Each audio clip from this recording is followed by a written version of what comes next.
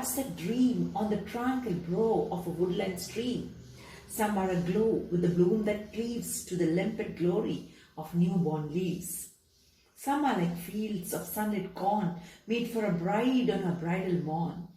Some like the flame of a marriage fire, or rich with the hue of a heart's desire. Tinkling, luminous, tender and clear, like a bridal laughter and bridal tear. Some are purple and gold-flecked grey, for she who has journeyed through life midway, whose hands have cherished, whose love has blessed, and cradled fair sons on her faithful breast, and serves a household in fruitful bride, and worships the gods at her husband's side. So before starting with the poem, let me tell you about the poet. This poem, as you know, is written by Sarojini Naidu. And who is Sarojini Naidu? That is known to you. You are all known to this personality, Sarojini Naidu. She was a freedom fighter, statesperson, and she was also a poet. Sarojini Naidu was born in 1879 and she died in 1949.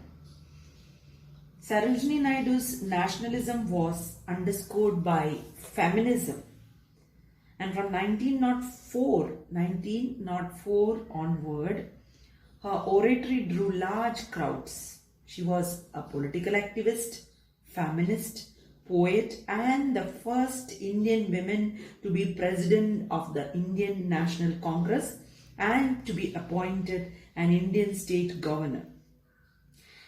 She was the eldest daughter of a Bengali Brahmin parents. She was drawn to Mahatma Gandhi's non-cooperation movement also. At very young age, she wrote poetry and plays, a hobby she kept throughout her life.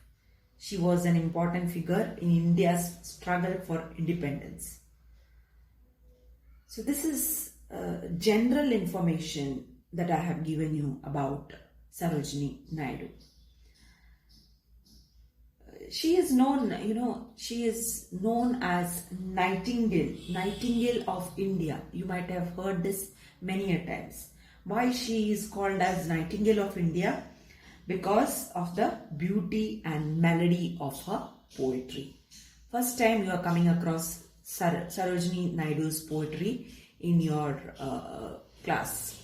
So far you have never learned, I believe, or I don't know whether you have learned the previous text in 7th standard, I believe, in the bazaars of Hyderabad. I don't know how many of you are aware of that poem and how many of you have learned, I don't remember. But there is a poem in our own text by Sarojini Naidu in the bazaars of Hyderabad, a beautiful poem. So she is well known for the beauty and melody of her poetry. She is the foremost among Indians who have written poetry in English. So that is another important point to be spoken about her. Now here we have the Bangle Sellers, which is her well-known poem, and it is included in her collection of poems called The Bird of Time. So I will just list out some of her work: folk songs like Songs of Love and Death, The Temple, A Pilgrimage of Love, The Queen's Rival, The Golden Threshold, The Palanquin Bearers, and the one which I have mentioned earlier, In the Bazaars of Hyderabad. These are some of her work which I have just listed out.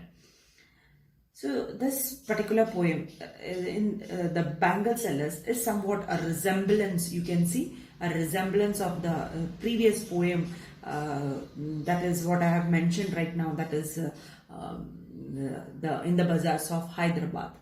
So the colors what she has described in the bazaars of Hyderabad, the same technique she has used in this particular poem also.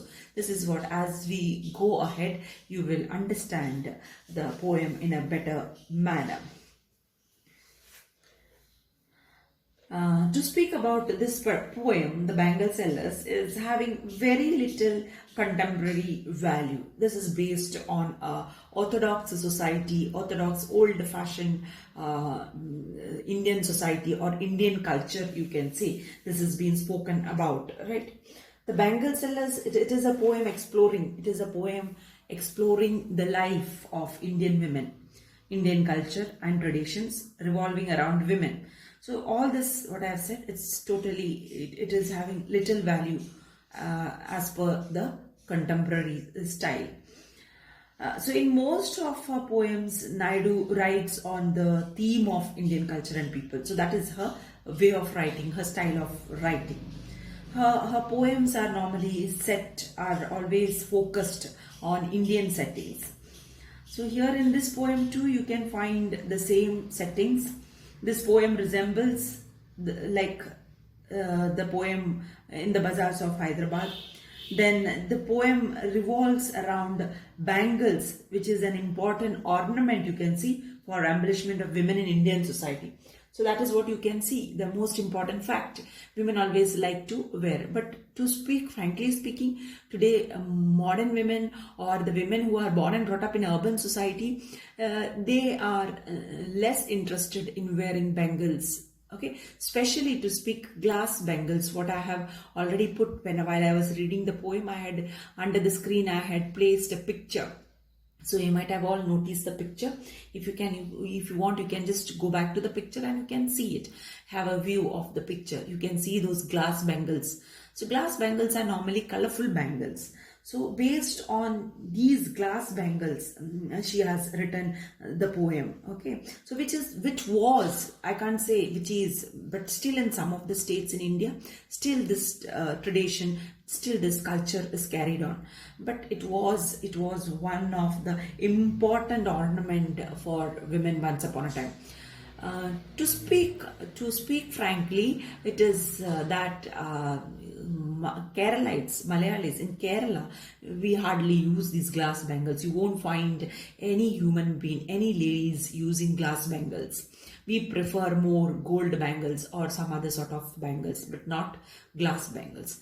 But all other states, if you refer to other states, including southern states like Tamil Nadu, Karnataka or Andhra Pradesh, if you refer to these states or any other North Indian states, you will find the ladies wearing glass bangles. They give more preference to glass bangles. And that is important fact in their life. So that's a part. So in that way, we can call it as a part of Indian culture and tradition. So basically, Sarojini Naidu was born and brought up in Hyderabad. Even though she belonged to Bengali parents, she was born and brought up in Hyderabad. So there too you can see the women preferred wearing glass bangles. So based on those culture, she has mentioned this particular poem, The Bangle Sellers. So what she is focusing in this particular poem, let us see in what aspects of life she is introducing these bangles. Let us see. So she has given importance to the bangle sellers in the poem. Let us see to the poem right now. Now let us begin with the first line, first stanza of the poem. Bangle sellers are we who bear our shining loads to the temple fair. Who will buy this delicate, bright, rainbow-tinted circles of light, lustrous tokens of radiant lives for happy daughters and happy wives? So in this line you can see, bangle sellers are we who bear. So the bangle sellers are the ones who are selling the bangles. So what are they carrying with them? They are carrying loads of bangles, right? Bangle sellers are we who bear. So it is mentioned over here, the bangle sellers are bearing, who bear. Bear means they are carrying the load of bangle on their shoulders. So on load of bangles means many different types of bangles they are carrying with them, and of different sizes. You know, bangles are of different sizes, right? So these bangles they are carrying it on their shoulders. such heavy load they are carrying on their shoulders. So in olden days, there was a system. Bangle sellers used to go house to sell bangles.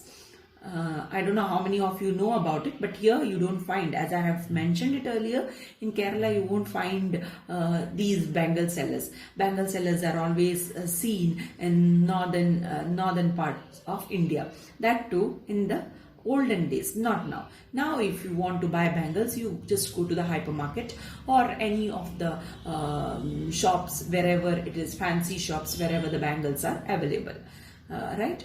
Earlier it was like this. Bangle sellers, the people who used to sell bangles, used to carry bangles on their shoulders, and they used to visit one house to the next house. They used to move on selling bangles.